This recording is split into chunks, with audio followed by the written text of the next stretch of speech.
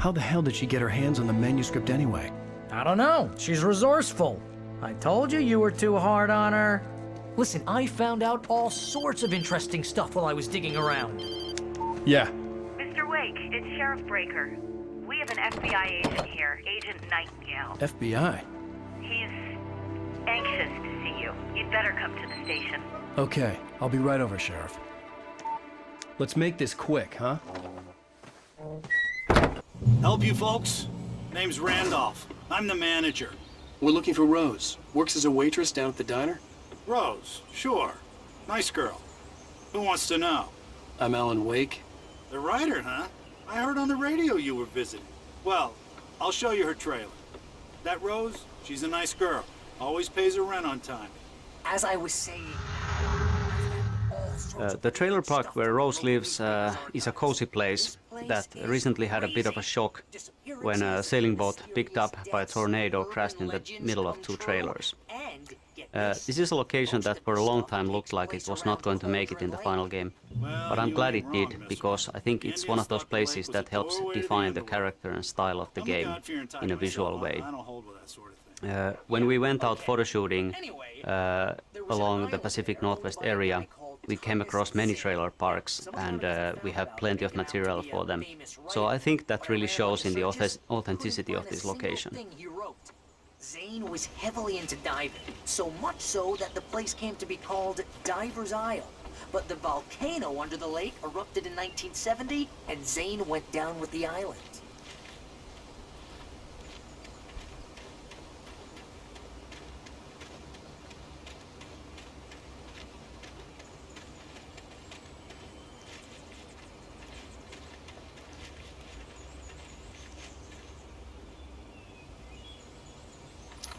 Better. A local girl, Barbara Jagger, drowned in Cauldron Lake just a week earlier. They were lovers. Sure, Jagger's a local spook store. The Scratchin' Hag. Comes for you in the dark. Childish stuff like that. Anyway, Al, I'm just getting to the best part. All of the articles about this stuff were written by Cynthia Weaver. I asked around, and she's that crazy bag lady you met. What, the lamp lady? She can be a little loopy, but she's not homeless or anything. Yeah, anyway, she knew both Jagger and Zane before they both died, and she had some kind of a breakdown.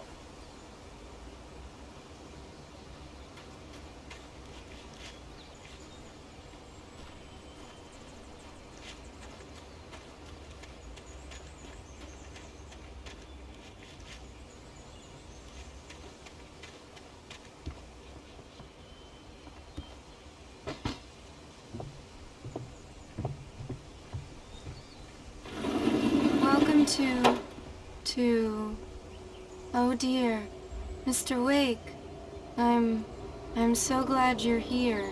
Rose, you have my manuscript? Oh yes. Yes. Please, come in. Hey, this is really good. Rose, Yes, my manuscript. I really need it. I understand. I know what you need. A muse to inspire you. Oh, for Barry? She doesn't have anything. Yeah, hey, Al? Al, what's... Oh... Barry! What? What?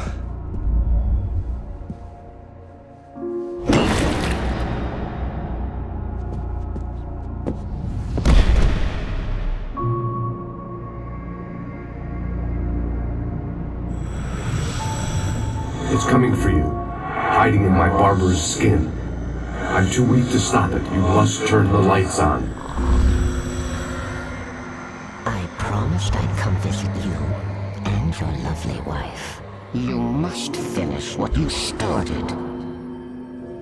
I insist. You must turn the lights on. Turn the light on. Back to work, boy.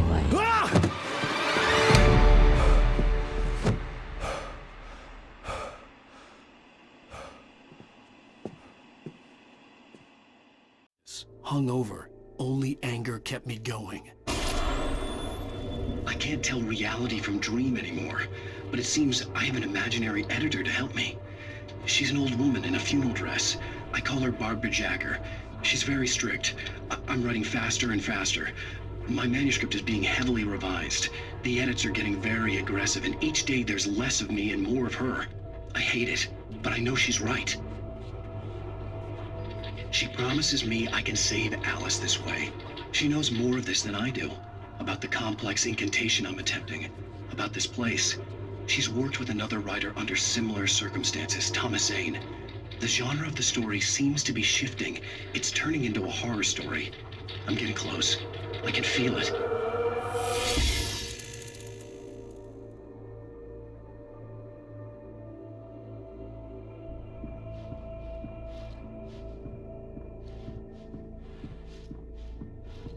Rose took a day from me. I had less than 12 hours left to meet the kidnapper. All I could do was get Barry into the car, work something out once I got on the road. Barry was out of it. He was way too heavy to carry. You're right. I deserve more money. I'm so handsome. Welcome to the Oh Dear Diner. What can I get you today? Coffee? I couldn't work up much hate for Rose. Something had used her to get to me and left its mark. First refill is free. Milk and sugar on the counter there. Would you like to hear today's specials? Thank you. A nice day. Come back soon.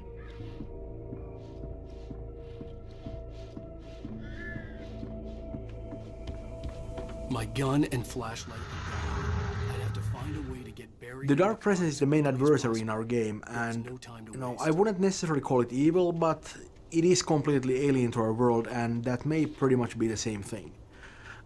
We don't really want to explain the Dark Presence in too much detail. We kind of want it to remain a mystery, but let me say this much. It's definitely not human. It doesn't think the way we do. A good example of this would be when Wakw actually escapes from the cabin, and he actually just sits there and writes the whole thing into the story, and the Dark Presence is right there, and it just doesn't understand what's going on. It doesn't work on that level of logic. On the other hand, it can be very devious. For example, it has no problems whatsoever using Alice and Rose against Wakw in a very, very sort of, contrived manner, and it works very well too. We talked quite a bit about the Dark Presence being weak in the beginning of the game, and that's true as far as it goes, but it only refers to the foothold it has in our world. Now, it is strong. It is very, very strong and very, very big in its own world.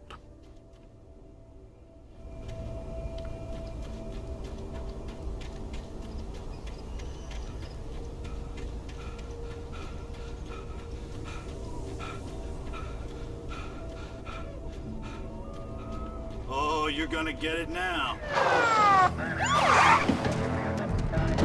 God knows what you've done to that poor girl. This is Agent Nightingale, FBI! Get him up, Hemingway! You're under arrest! You move a muscle, I'll unload right in your goddamn face! Stay right where you are, Slane!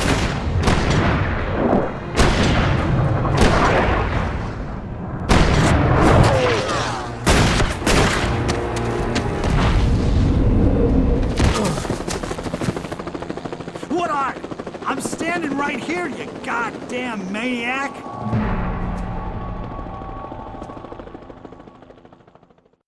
I hated to leave Barry behind, but there was no way I'd miss my appointment with the kidnapper. Give it up, Mr. Wakw! Come on!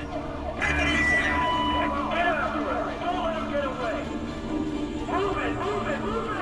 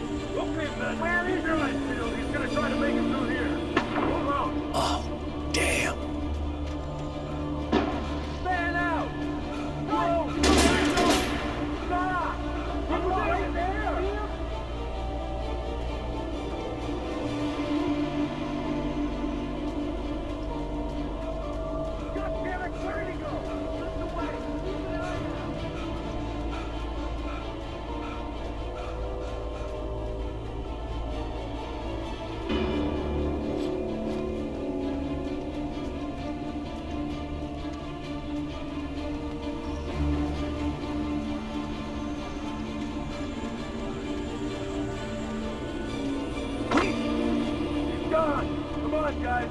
We need to head him off!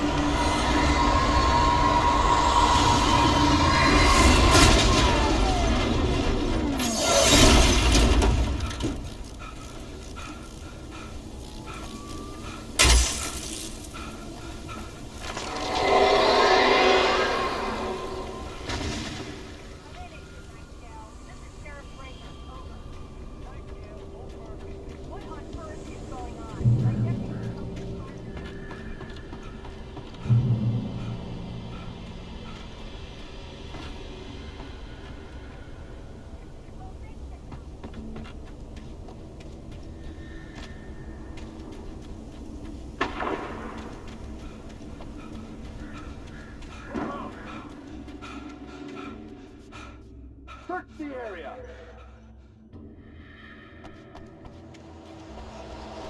Stay sharp! This way! Over here!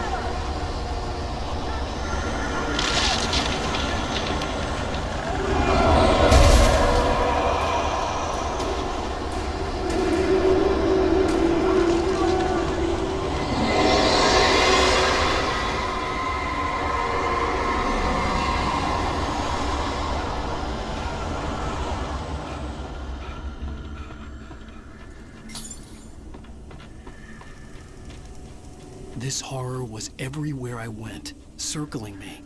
The cops didn't stand a chance. They were after a writer, not a monster. Nightingale, I've lost contact with Lucius Lynn you assigned to me. It's Wake's doing.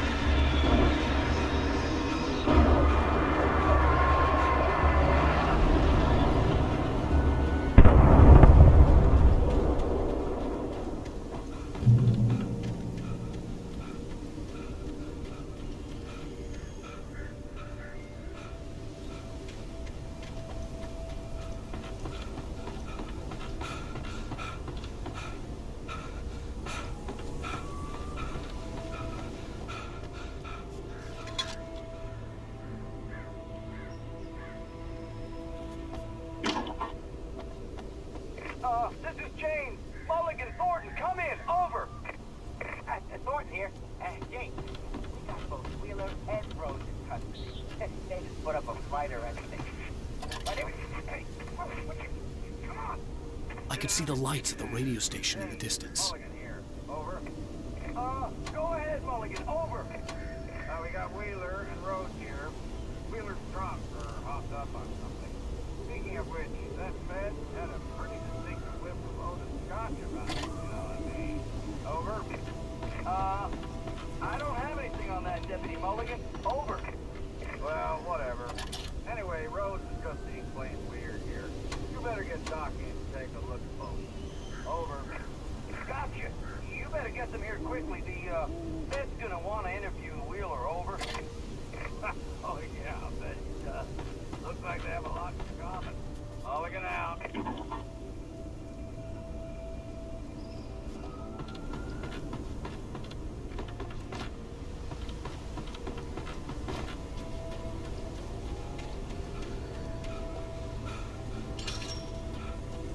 I imagined that the broadcast tower in the distance was part of the local radio station. Maine seemed like a decent guy. Perhaps he could give me directions to the coal mine.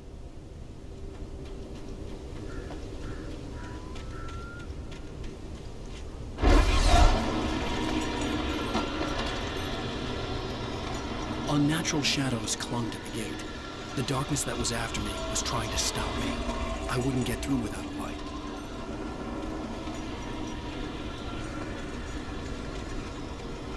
There was no power to the searchlight.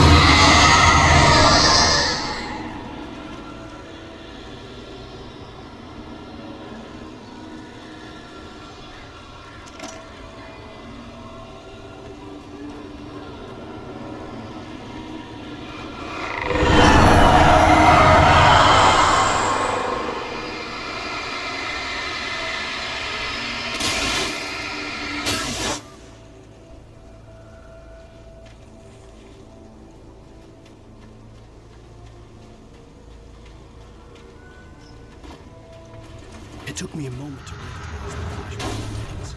Here we see one of the most useful tools that the gameplay designers have. We call it beds, for bringing enemies to the scene. It started off as a simple spawning system, but as time went on, it evolved into something bigger. It actually now incorporates build-up as well. You hear the whispers and sounds that the darkness creates, and, well, the darkness itself actually appearing in the forest. It hides the enemies when they actually get close to them. On top of that, we have the reveal system, which shows the first enemy attacking you, but we do it only once per combat. After that, you're on your own.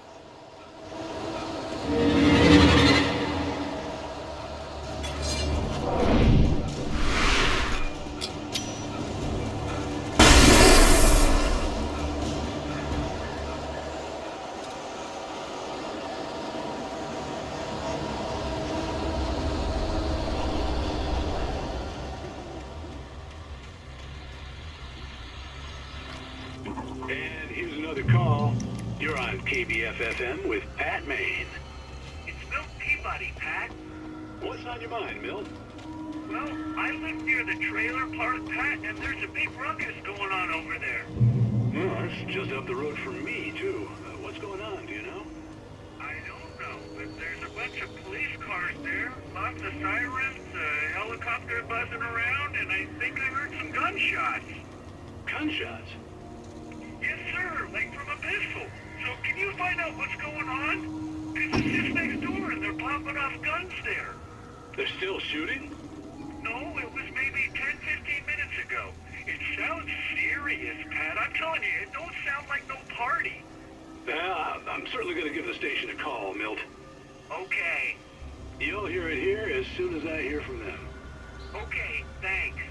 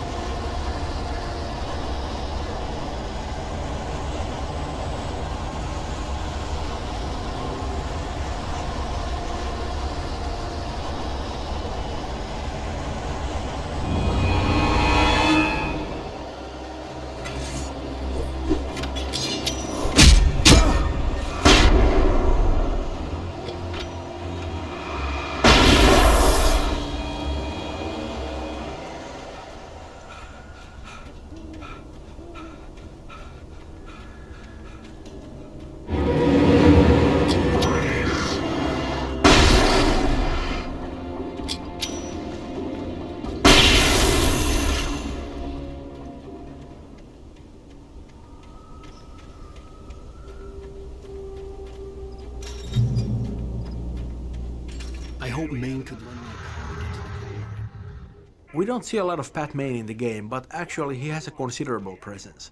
One of the problems with Alan Wake was that we really wanted to maintain that small town atmosphere, but that's very hard to do when, you don't actually spend a lot of time in the small town itself. A familiar and dependable radio will solve that problem. Also, I think RJ Allison, who plays Pat Maine, did a wonderful job. He really nails the character, and it's so great to be alone in the dark and then hear that warm and dependable voice. Well, thank you very much for that compassionate viewpoint, Lorna. Oh, here's a little surprise. The famous writer Alan Wake just walked in, folks. I'm going to see if I can talk him into an interview. Come on in, Mr. Wake. I'm so glad you could find the time to do this, Mr. Wake. Nowhere to run now, Dan Brown. You back away from me. Don't hurt her. Whoa. Everyone calm down. Put the gun down. We're all friends here, right? Cool your jets, Nightingale. We got him. What the hell's the matter with you? There's a civilian in there.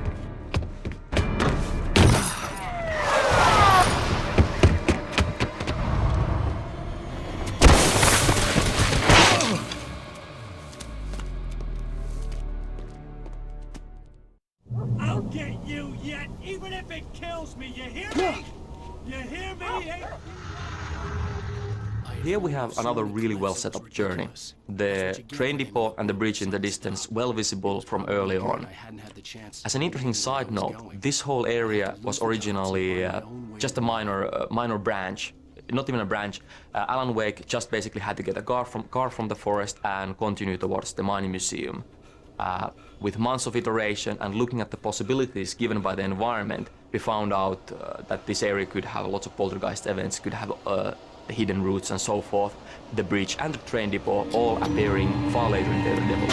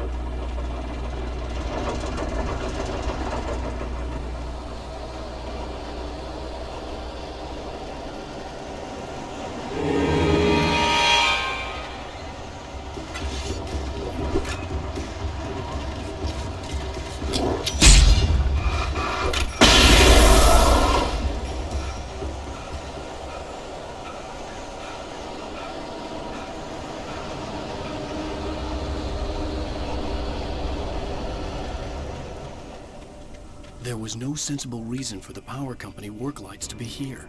It was almost as if they'd been left for someone like me to use.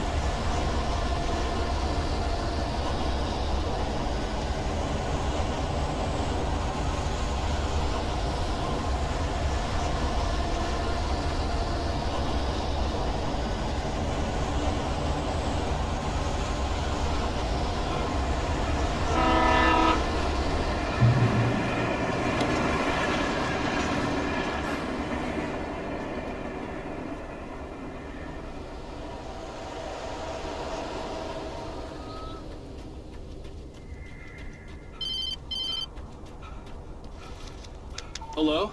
The most stubborn man I've ever met. Alice? Alice? Alan, I'm so afraid. He keeps me in the dark. Please help me. I look at you, Alan, and it's not you. Something else. Looking out from behind your eyes.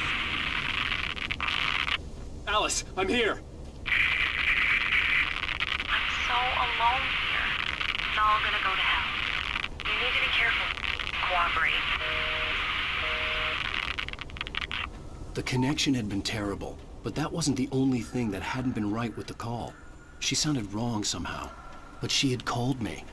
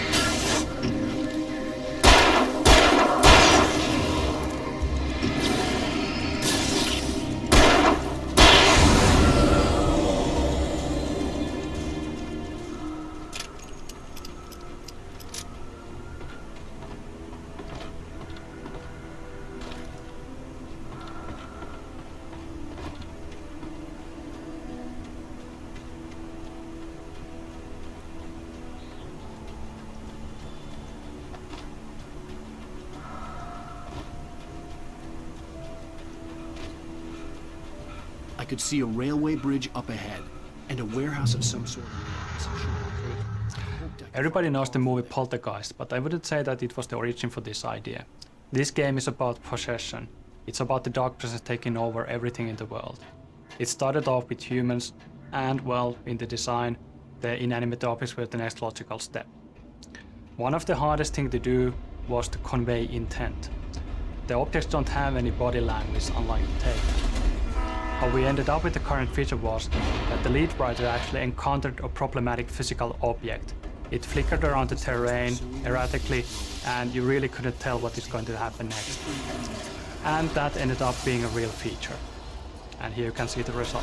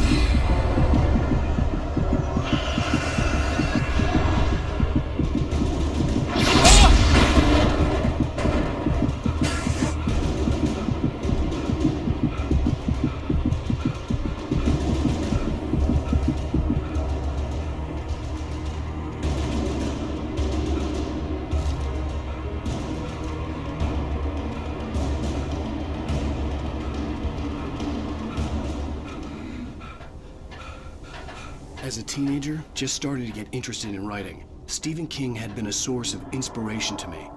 I thought about all the inanimate objects that had come to life in his books. No one is safe in a good horror story. Certainly not the protagonist. That's what makes them fun. This was anything but. The darkness could possess anything, and it was getting closer.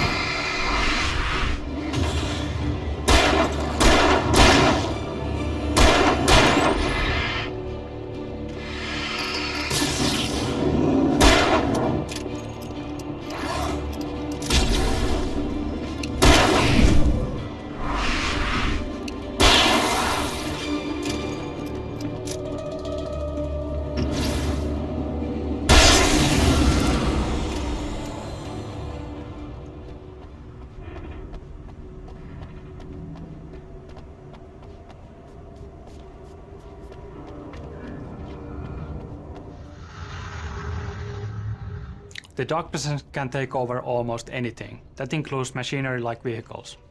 In the next scene you will see the bulldozer attacking you, and it might be familiar to you from demos that have been shown in different shows before. I would like to say that plenty of thought and research went into this, but the fact is that it was basically just a lucky test when we fooled around with the AI and physics. And here you can see the results.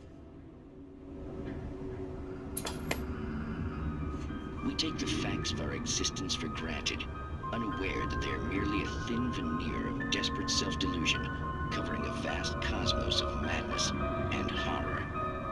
All too often, the stars are right. In Night Springs. Tonight's episode, a family occasion. Journalist Alvin Derleth's trip to study the local customs of an insular community in Night Springs has been less than successful. Until tonight. Well, I'm glad you changed your minds about this. Ancient customs, local mythology. My editor loves this kind of stuff. Well, Mr. Derleth, we don't want to feel like we're on exhibition, but you have demonstrated the seriousness of your intent. Oh, I am serious. Really, just do your thing. I'll stay out of your way and observe. Actually, I thought you could assist us. I'm afraid we are a man short. It would provide you with an intimate perspective. Could I really? Of course, Mr. Derleth. Well, I guess that's the least What would I have to do? Oh, here. Let me show you with a kiss. What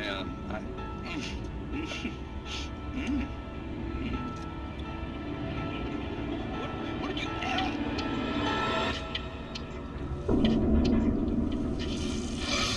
Oh, Mr. Derleth, you have well pleased Nixie Burka, the dweller in flesh. Your body shall host his 1,000 young. All shall be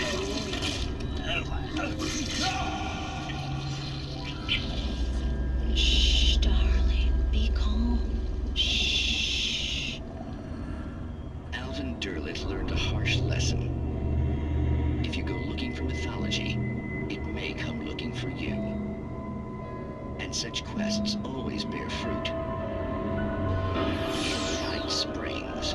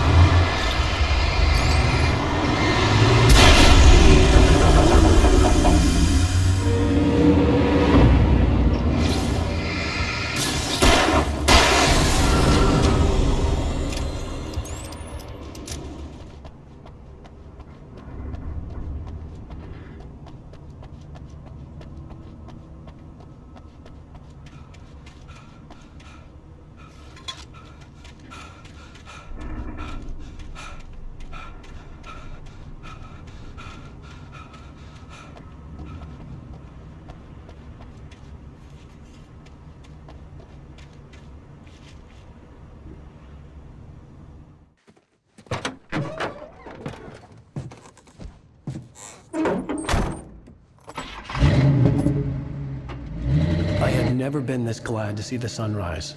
I had a couple of hours to get to the coal mine.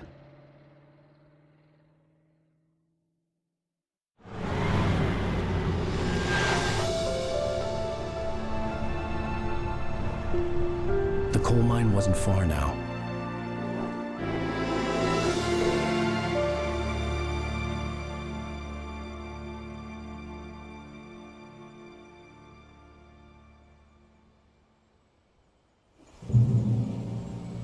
Today, I would meet the kidnapper, and he would give me Alice. I wouldn't give him any other choice. This daytime driving sequence is great to have in the final game, especially considering that it was a source of debate earlier on. It's fairly hard to actually see this kind of sequences, are they actually working or not, before we have the final environment, the mood, the sounds, and so forth. Of course, now it is great to have in the final game. It provides a very nice change of pace in the middle of episode 3, and it provides a great showcase for our technology, our views, and also it's great to see the environment that you usually see in the night, covered in shadows and in fog, in its full glory.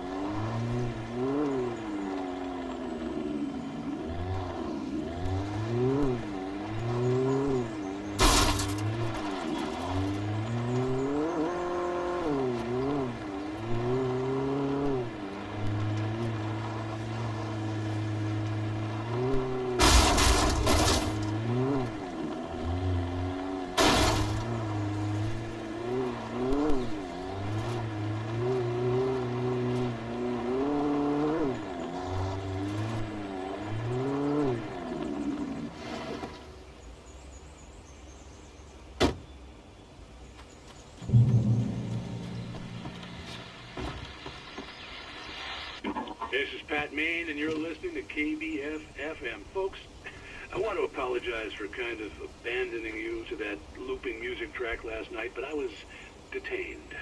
You see, I encountered a big-shot G-man with an itchy trigger finger who could use a lesson in manners and a boot in the ass. Not necessarily in that order either. Now, folks, I know I'm not being very informative here, and I apologize for that. I really should just keep quiet, but I'm just so peeved right now, because some people just shouldn't be carrying badges. I'm just glad that our Sheriff Breaker was there to straighten things out. And if someone I met last night is listening, let me just say, I'm sorry if my mouth got you in trouble. I'm pretty sure you're not the bad guy here. Godspeed, son. I hope you know what you're doing. Now, on a lighter note, I'll be talking to Dr. Nelson all morning. But first, a little music.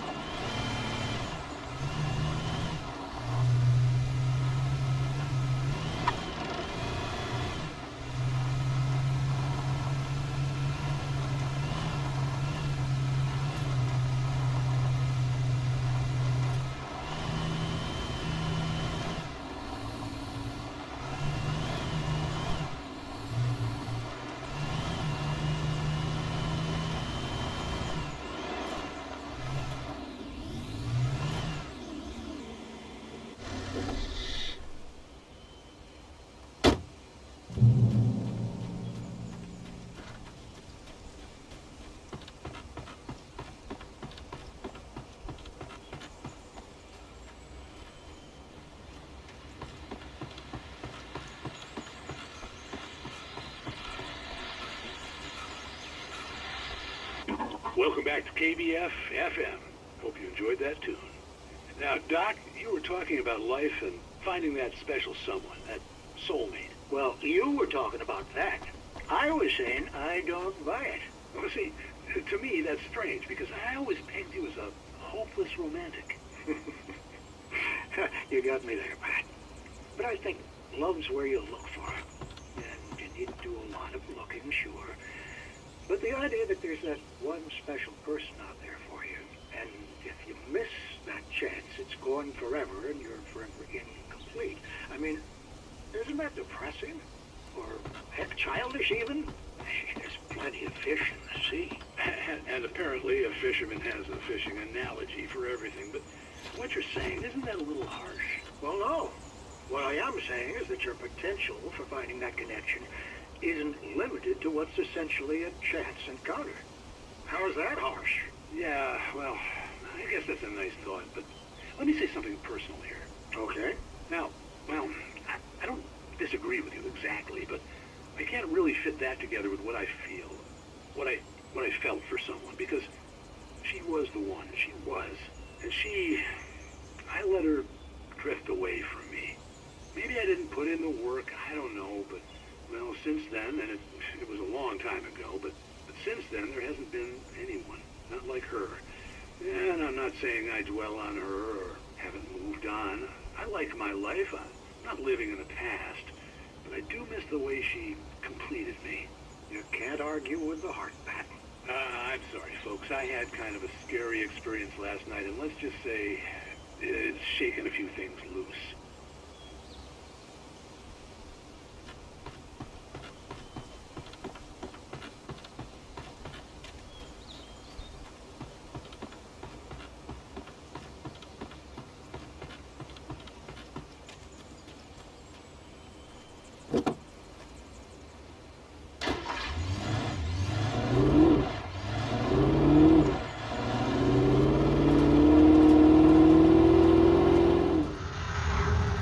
The feel of history and roots is somehow very present in the whole Pacific Northwest area. It's one of those things that lends the unique feel to this region. This was once a very inaccessible and thus isolated region, but in the turn of the 19th and 20th century, as railroads started getting built, it was suddenly connected to the rest of the country. This greatly benefited industries like mining, for example, because now ore could easily be transported across vast distances. Towards 1960s and 1970s, mining steadily declined, but this area is still filled with all sorts of landmarks and reminders of that once blooming industry. To me, these kinds of things really matter because they are the reason behind why things are and look the way they are. So, long story short, decaying structures like old train carts and mining structures and people buildings are really a part of the history of this area.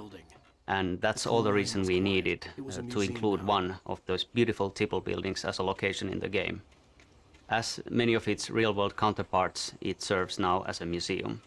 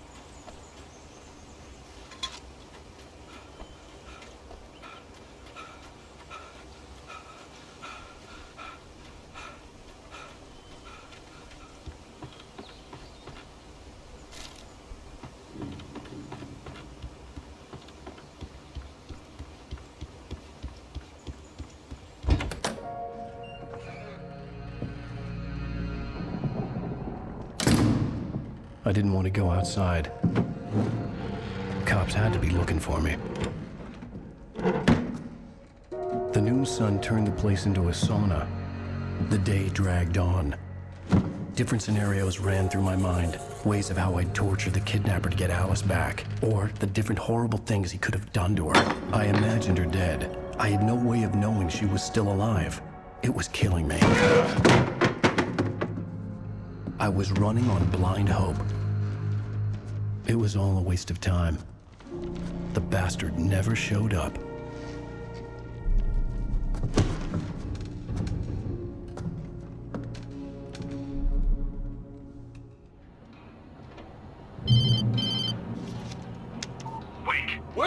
are you? Change of plans. You know where Mirror Peak is? It's a big mountain north of where you are. You follow the path from the mine, you can't miss it. There's a lookout point there. I'll be waiting. I'm through being jerked around by You you. want to see your wife alive? Because if you do, you better watch what you say to me. Do we understand each other? I want to talk to Alice. Yeah, and I want the manuscript. Don't keep me waiting, Wake. Hello? Hello! Ah! I'm gonna kill him! I had to get to Mirror Peak.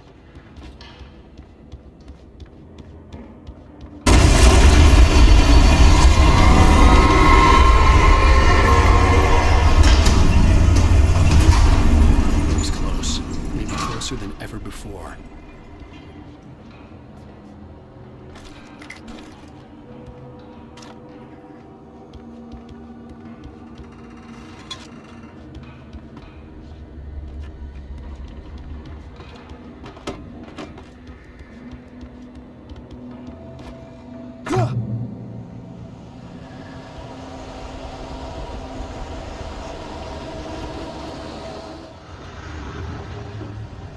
Okay, now this whole kidnapping thing is a red herring, of course.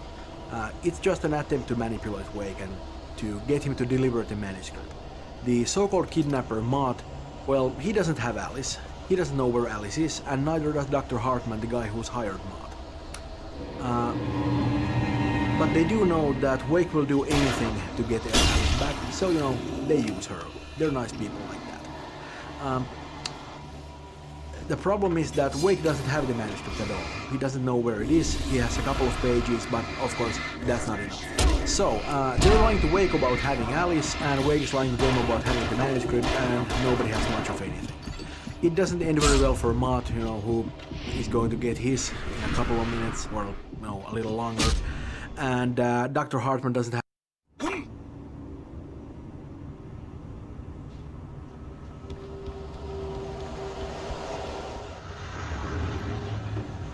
Okay, now this whole kidnapping thing is a red herring, of course.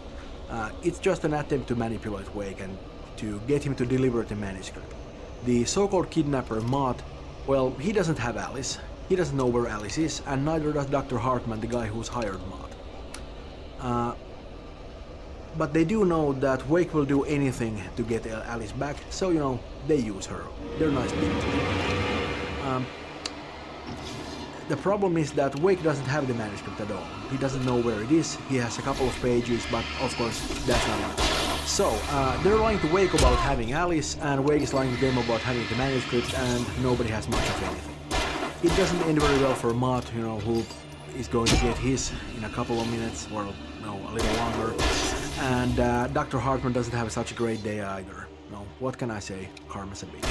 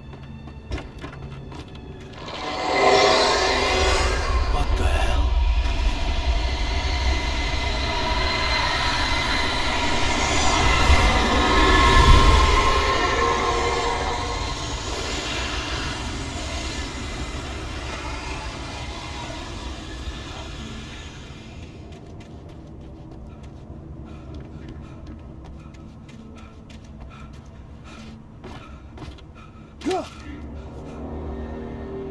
only way to reach the hillside ahead was to go through the building. I had to find a way to avoid electrocution.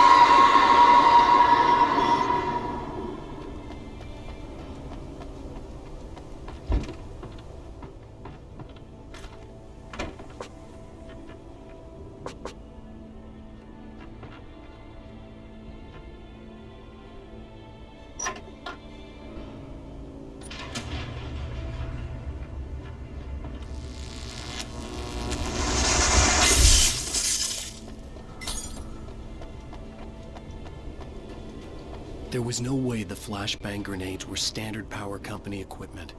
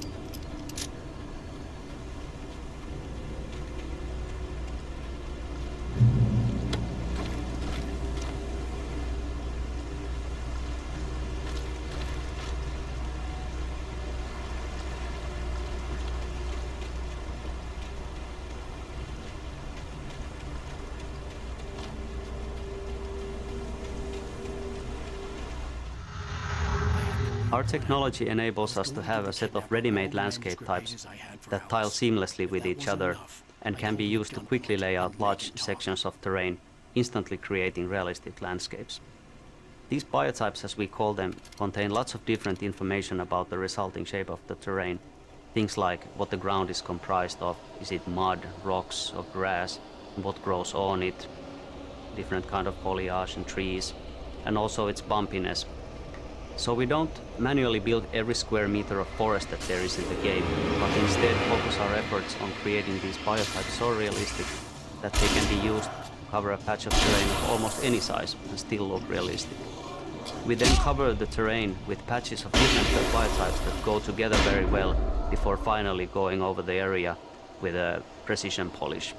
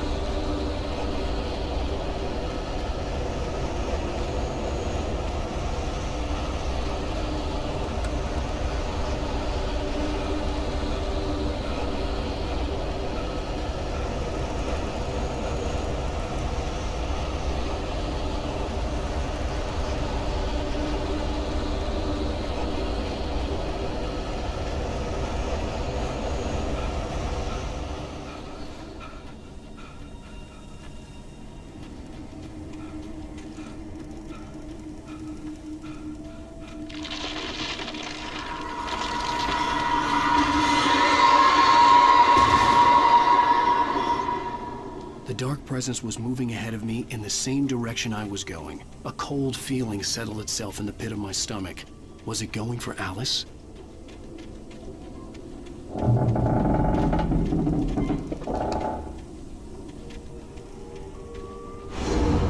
graveyard shift may cause cancer.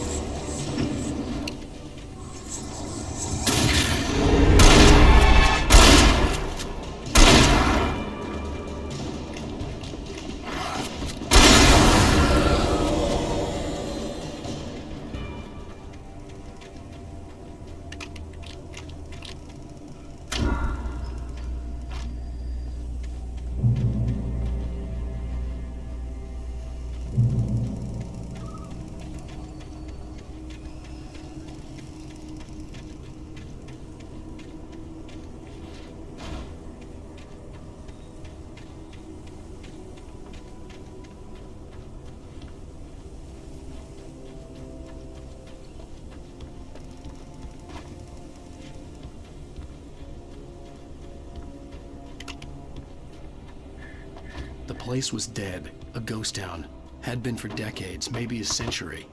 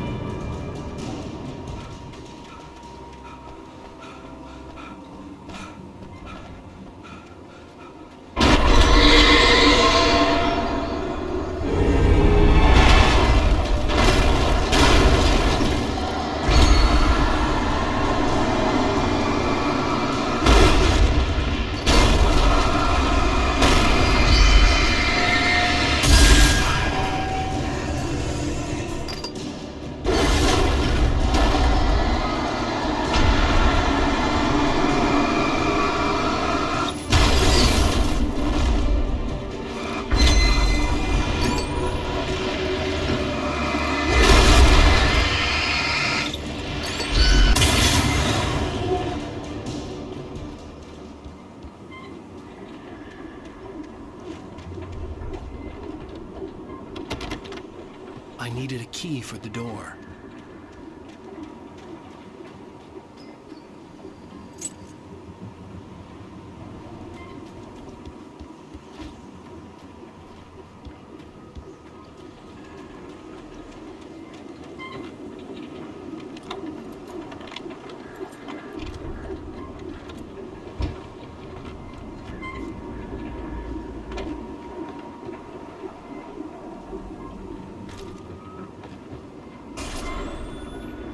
Anything outside of riding is a struggle. I feel ill. I managed to make my way downstairs. There's a shoebox filled with books and papers by Thomas Zane. It's very hard to focus, but I managed to read some of it. He's a poet, and a good one. He writes of muses and creators summoning fabulous things from a magic lake, using his powers to shape the world of a realm of gods and dreams and demons, dark things that wait for a chance to slip through, wearing the flesh of men as disguise.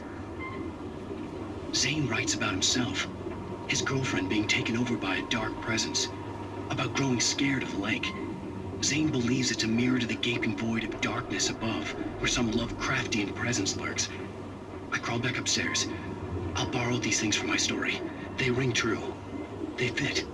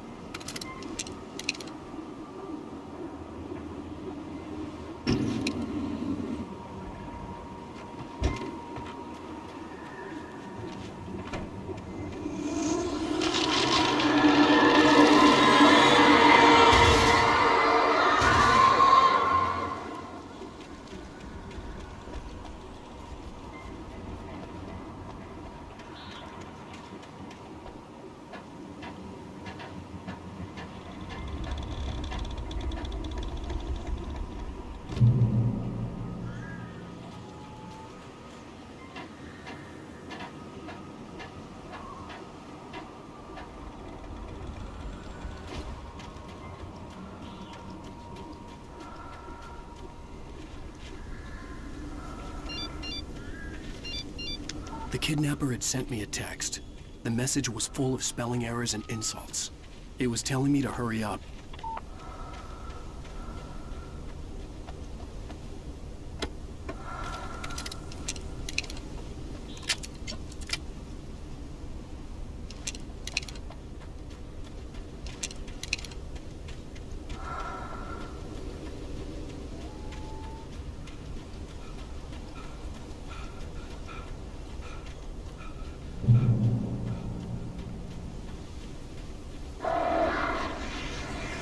Birds.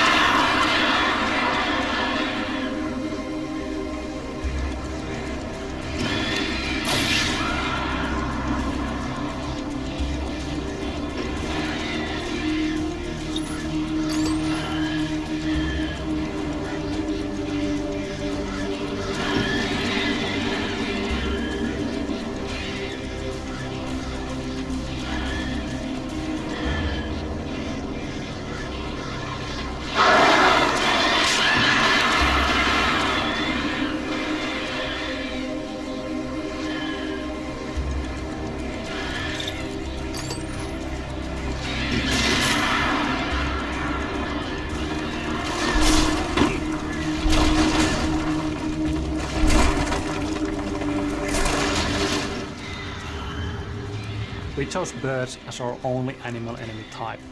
The main reason being that the birds actually bring something new to the table. We tried to think through the whole package of the player experience. Plan is to look down for bear traps, look ahead for taken, and look up for the bears.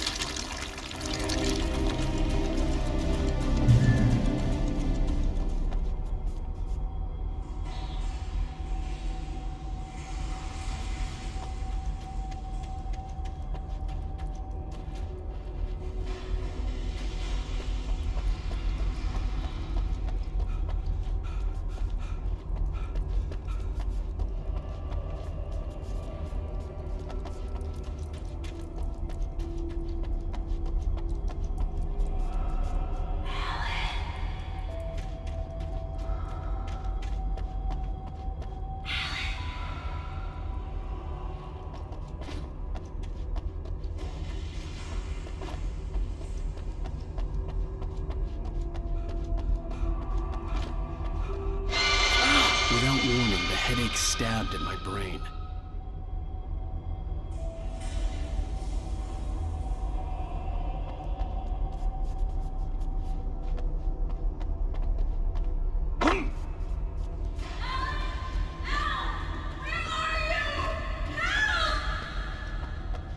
Alice?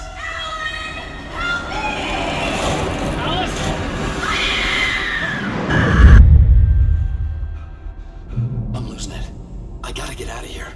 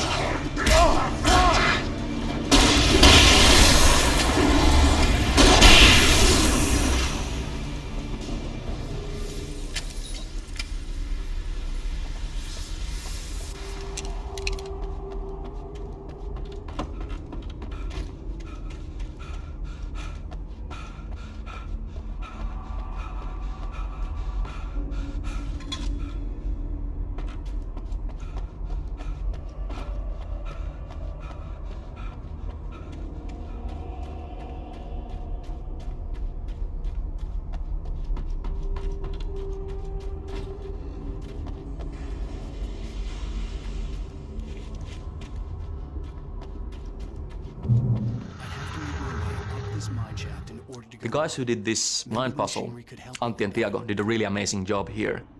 This is again one of the cases where we started with a very low-key design requirement, just something to occupy the player for a moment. But with iteration, looking at what works, what not, we actually got this amazing sequence which does what it's supposed to do. It looks complex, it looks imposing, but it's very intuitive to play, and I hope you actually enjoy going through it.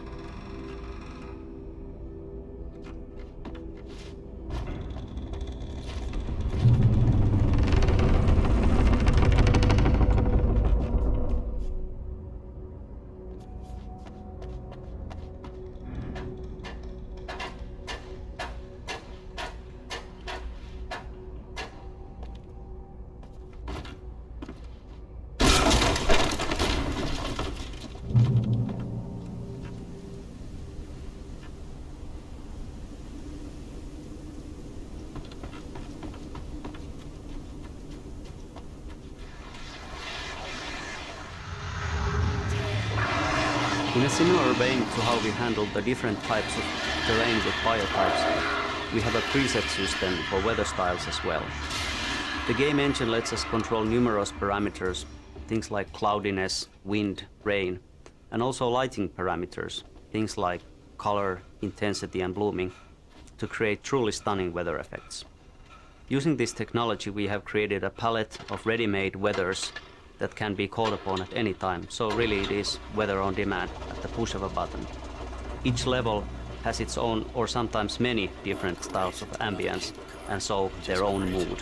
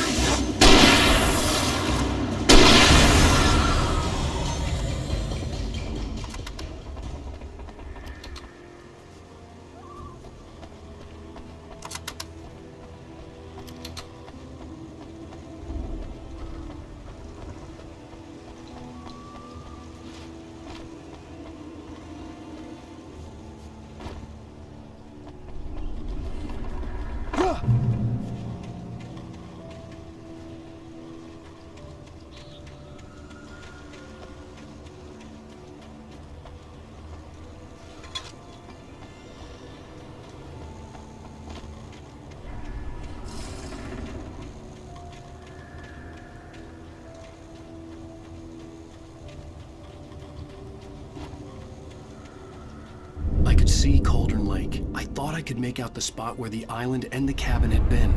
There was a light near it. It had to be a boat.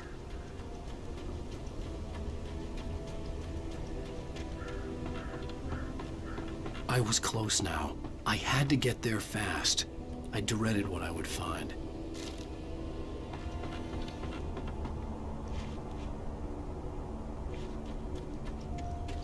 Wait! Are you? Wait! Hey, I'm here! I'm coming! No! Get away! Sorry! Please, it's late!